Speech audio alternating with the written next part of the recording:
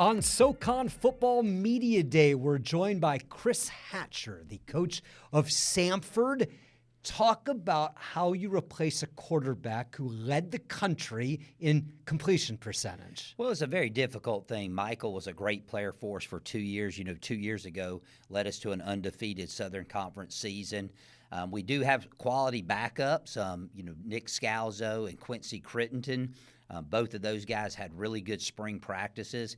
Quincy actually led us to a playoff win in 2022 when Mike got hurt there in our last game versus Mercer in the season finale. So he has some experience. He just doesn't have experience being the starter. So any great football team has a really good quarterback, and right now that's probably our biggest question mark headed into the upcoming season. Sometimes people say that what makes a quarterback is the skilled people around him. What does that look like losing a guy like Mike? Do you have the people around him to make the other quarterbacks look good? I think so. We got 4 of our starting 5 offensive linemen back.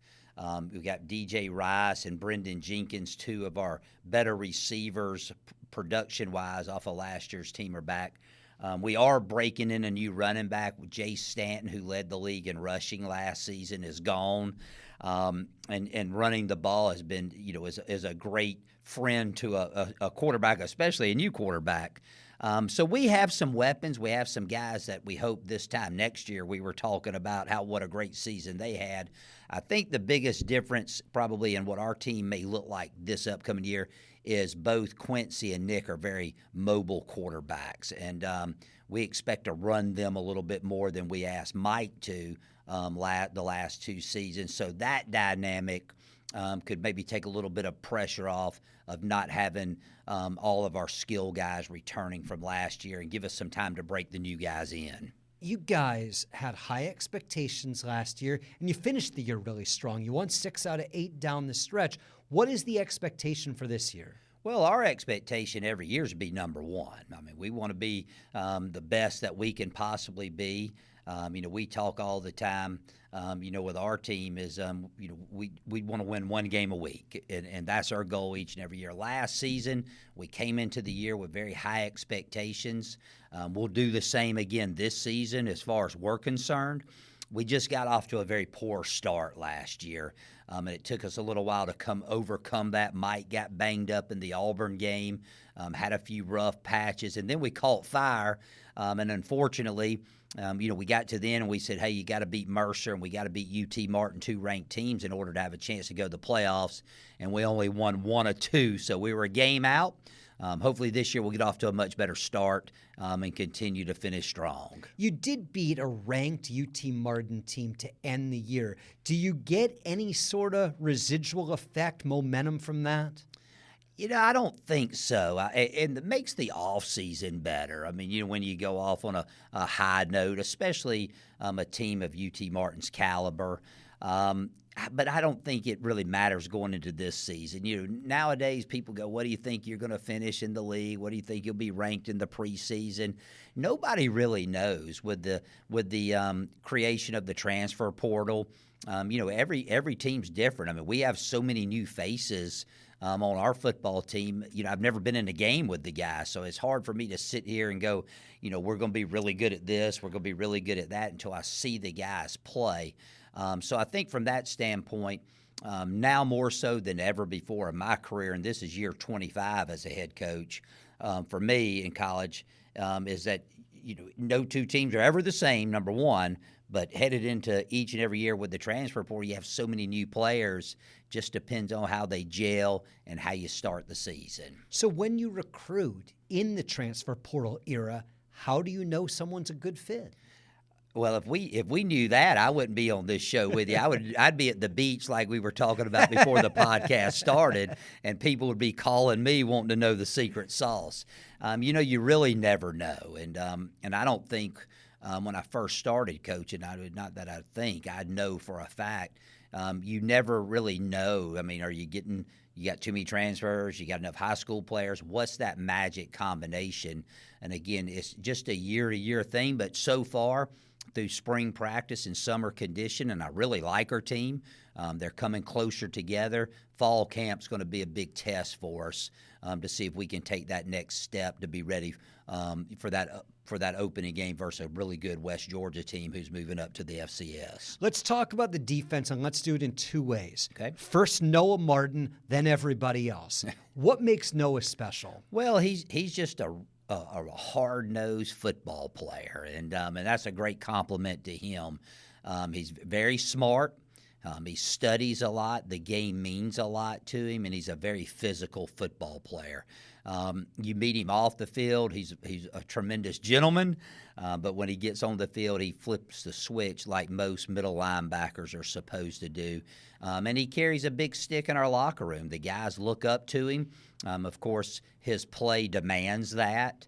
But he has some good players around him, too. We got Mekhi Gilbert, who's returning on the defensive line. He's kind of our bell cow up there, and we expect big things from him. And then Jaden Mosley, who plays right next to him, is a really, really good player, too. So he's got some good people around him, but definitely due to his intellect and his physicality, he's the leader of our defensive team. All right, we've talked about the headliners, but sometimes it's the guy that emerges that's the difference. If you get a player or two that other people don't realize are really good players, that can take your season to a different level. Who are those guys? Well, I don't know the answer to that yet. We'll know that at the end of the season, but we do have Cam Smith and Dante Pollard. Both of those guys played last year for us, two corners. I've been really pleased by the way they've grown, and I think they're going to be two good players for us on the defensive side back there. And then Midnight Stewart, a guy who's been a pretty little backup for us the past couple years. He's really had a good spring practice. So hopefully a few of those guys will step it up on the defensive side. But I expect us to be a lot more aggressive defensively. We have a new defensive coordinator, and hopefully our aggressiveness will put our offense in some good positions, especially with a young, inexperienced quarterback. So you've mentioned you've been at this a long time. You were an assistant for Hal Mummy with Tim Couch at Kentucky and for Dante Culpepper at Florida. You've been a head coach 25 years. When you start practice in a couple weeks, how is it different today than it was then? Well, the players, the people are all the same. When you're practicing and going about your business, the only thing that's changed is just the amount of times you can practice and the time constraints that the new rules give you. We used to go 3-a-days when I first started as a head coach back in 2000 at Valdosta State. And then we got smart and we said, we'll go 3-a-day, 2-a-day, 3-a-day, 2-a-day. So we felt like, man, we're giving our guys a break. Our guys couldn't handle that these days. They'd fire me after day one. But really, other than just the rules and the amount of time that you have with your players, to me, the game hasn't changed that much. I mean, it still comes down to the fundamentals of football, blocking and tackling. And if you can do both of those things and you can be really good fundamentally and got a bunch of guys that believe in what you're doing, you always have a chance to be successful. What's your message to the team before that first practice? Well, it kind of goes back to the beginning. We talk of, and I mentioned it a little bit earlier, our goal is to be the ultimate team, okay? And the definition of ultimate is the best achievable of its kind, all right? You throw records out, you throw all the postseason, preseason honors, all that out. Our goal each year, we just want to be the best team that we can be in 2024. And that starts with having great urgency and great discipline day one. And now, you have spring ball. It bleeds over into June and July. So you really, there's no seasons anymore. They all just kind of come together. But we are starting a new phase of this season.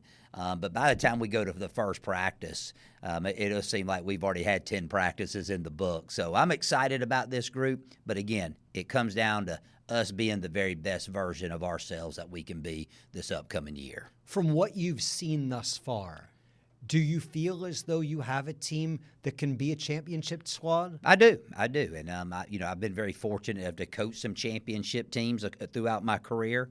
I think we have the makings of it. We have a lot of guys that have a bad case of the wants. They want to do it. Now, are we going to work hard enough to make that happen? Time will tell over the course of the next 4 or 5 weeks. But some pieces have to fall in place. You got to get some lucky bounces and a few good calls go your way along the way to be a championship football team. Hopefully, like I said earlier, we'll have a good start, and we'll put ourselves in a position to be the SoCon champions late there in October and early November. What do you make of the league this season? Well, I think it's always tough. Okay, I've been here and at Georgia Southern, so this is year 13 in the Southern Conference for me as a head coach. And the thing that I've noticed is there's just great parity in the league. We're all very, very close to being the same. And one year you have one team maybe a little better than everybody else, but it comes down to the end each and every week. And we've been so close every year that I've been here to being a conference champion, and then you look up and you're 5th in the league. So I just think the parity, and then plus, each year you play everybody on your roster, so it's hard to trick anybody when you play them year in and year out. But each team in this league has really good coaches. They got really good players and great tradition, and I think that's what makes the Southern Conference such a tough league to compete in and week out. Give us one thing. If you do it well this year, you will have a good season.